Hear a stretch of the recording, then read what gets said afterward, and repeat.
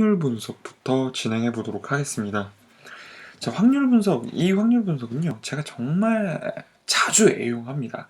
그리고 통계 기법은 이제 그 베이지안의 이 추론 통계와 파이썬이 결합돼 있고, 이 두 가지를 활용해서 현재 만들어진 것이 바로 이 확률 분석입니다. 자, 파이썬으로 굉장히 짧게 되어 있고요. 통계 개념도 사실은 통계학자 되실 거 아니면 통계 대학원 가실 거 아니면 사실 딥하게 이해하실 필요가 없고요. 자, 아주 짧은 부분부터 진행해 보도록 할 건데, 자, 제 구글 콜라보레이터인데요. 자, 이 광고들을 제가 좋아하긴 하지만 따로 뭐 홍보해주고자 함은 아닙니다. 그냥 단순하게 보시면 될 것 같아요. 자, 실제로 우리가 이 데이터셋을 구성하는데 이렇게 세 가지가 있어요. 첫 번째가 뭐냐면요, 라벨이에요. 라벨. 이름표를 이제 붙일 거예요. 예를 들면 확률이 나오잖아요. 우리가 지금 잠깐 볼게요. 이렇게 확률이 나오죠. 자, 이렇게 매체별로 예측 확률이 나오는데, 어떤 전환 확률이 나오는데 뭔지를 모르고 그냥 33%, 28%, 23.81%할 수 있나요? 없죠. 여기 이렇게 이름표가 있어야죠.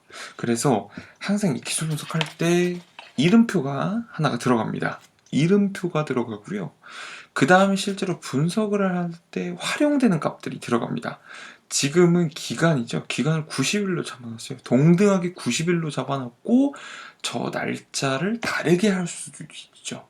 그러니까 실질적으로요, 대부분의 이제 분석들이 좀 비슷한, 제가 하는 이 기술 분석들이 대부분 이렇게 좀 유사한 게 있긴 한데요. 실제 이 사용되는 종속 변수라는 이 값 말고 이렇게 독립화된 이런 독립 변수들을 평준화 시켜 놓느냐, 아니면 정말 무한 경쟁 체제로 얘는 뭐 900일 했을 수 있고, 얘는 뭐 90일 했을 수 있고, 얘는 뭐 10일 했을 수 있고, 이렇게 극단적인 현실 수치로 분석하느냐가 다릅니다.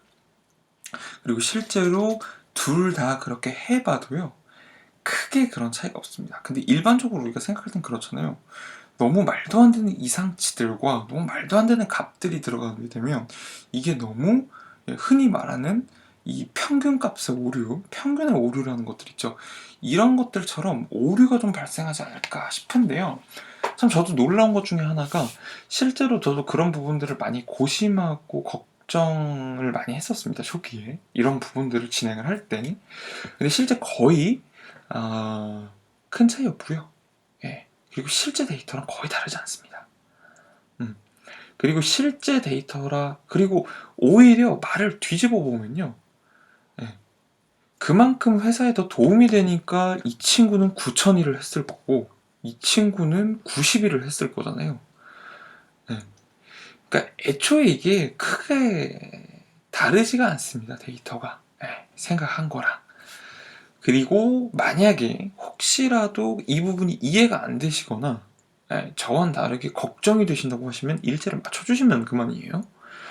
맞추는데 맞췄을 때 각각 갖고 있는 이 전환 퍼포먼스는 다 다르겠죠. 자, 여기까지입니다. 이렇게 데이터 프레임을 만들고요. 그리고 이제 제가 좀 이렇게 기술 분석을 할 때 제 특징 중에 하나가 이렇게 그다음에 이런 거 명칭, 리스트 같은 거, 그다음에 숫자, 행, 이런 것들을 별도로 만들어요. 그러니까 요거는 전형적인 제 코딩 스타일이거든요. 그래서 요거는 사용을 해주셔도 되는데 뭐 안 쓰셔도 무방하십니다. 근데 조금 더 편안하고자 작성하는 거죠. 지금 여기 보면 한글 그대로 해석하시면 돼요. 데이터셋 열, 명칭 리스트, 숫자만, 행. 자, 그러면 실행 한번 해보도록 하겠습니다. 자, 실행 지금 됐죠? 돌았어요 이미. 자, 그리고 이쪽으로 오면요, 유니크 값을 지금 리스트를 잡아놓은 게 있어요. 이 값 유니크 값 잡아놓은 거죠. 그리고 총 이렇게 6가지가 선언이 돼요. 데이터셋에 활용된 값 총 카운트가 있고요. 데이터셋에 활용된 값 총 전환이라는 게 있습니다. 그리고 계산 중인 리스트, 계산 완료된 리스트가 있습니다. 자, 그리고 여기는 또 이름이 조금 살짝 다르죠. 똑같은데 총이 빠졌어요. 이 라벨 유니크 값이 뭐냐면요, 페이스북과 똑같은 것들에 대한 데이터 카운트와 전환을 하겠다는 거예요. 이 값을 카운트하고요, 이 값을 카운트하겠다는 겁니다. 그래서 이렇게 쭈쭈쭈쭈 연결이 되죠. 예. 이 부분은요, 제가 영상 길이상 길게 설명을 많이 드릴 수가, 좀 풍부하게 드릴 수가 없어가지고 이 부분에 대해서 애매하신 것들은 댓글을 남겨주시면 됩니다. 이렇게 카운트와 전환값을, 그러니까 합산하게 되는 거예요. 합산하고 나중에 다시 이제 합쳐서 요걸 리스트로 이제 뽑아내는 거죠.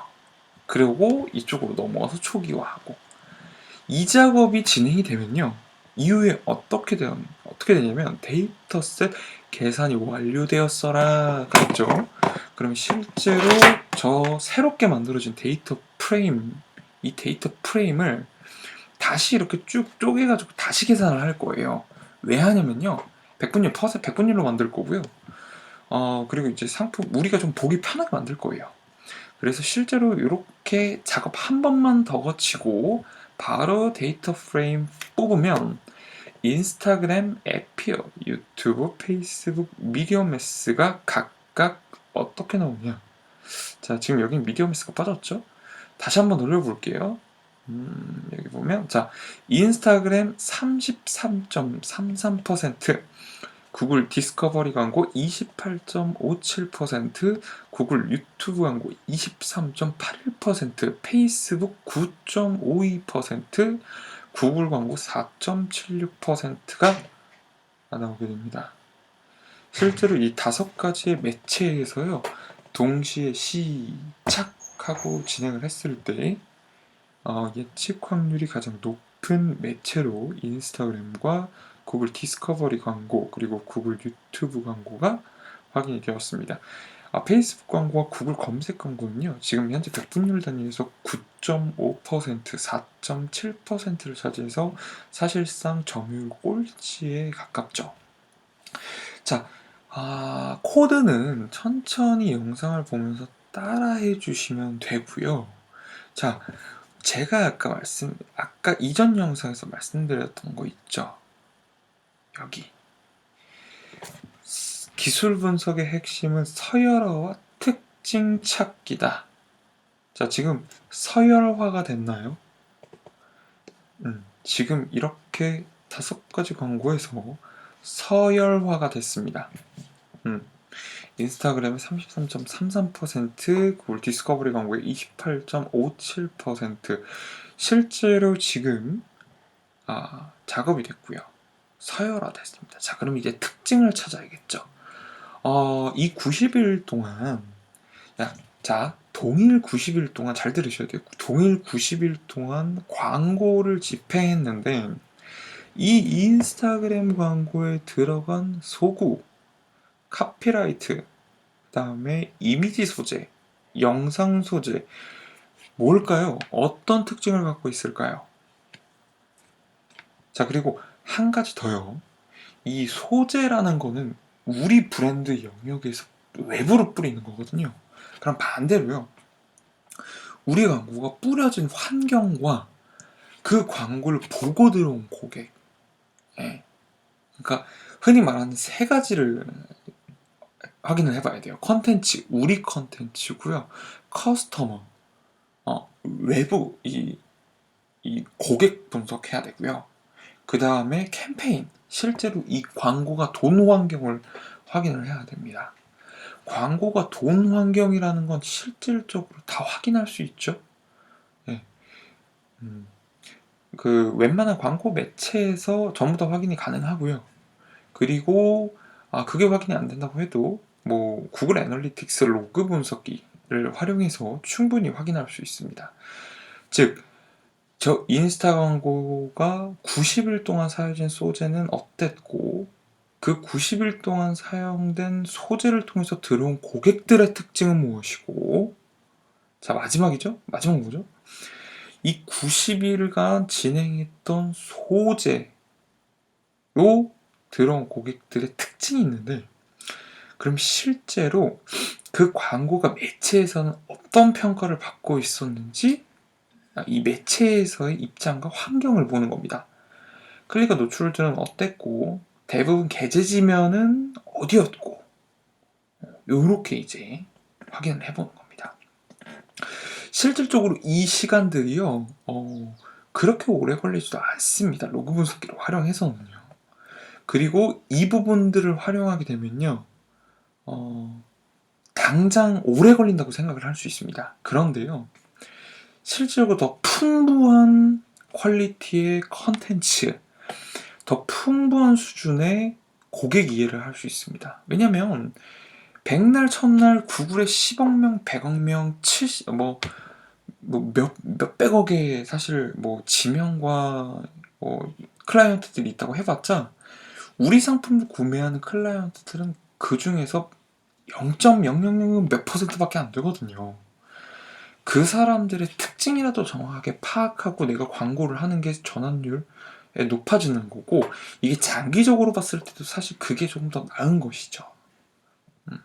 당장 이 기술 분석이 급하다고 적용하기 좀 어렵다 생각하시면은 아예 제 생각에는요 기술 분석을 떠나서 분석 자체를 안 하시는 게 맞습니다. 예. 자, 우선은 제가 이 확률 분석 이렇게 하는 방법 설명드렸고 이 확률 분석 설명드리면서 작업 한번 제가 이제 깔끔하게 이렇게 코드도 공유해 드렸고 내용도 한 명 설명해 드렸고 어떻게 해야 되는지 정리 한번 해드렸습니다.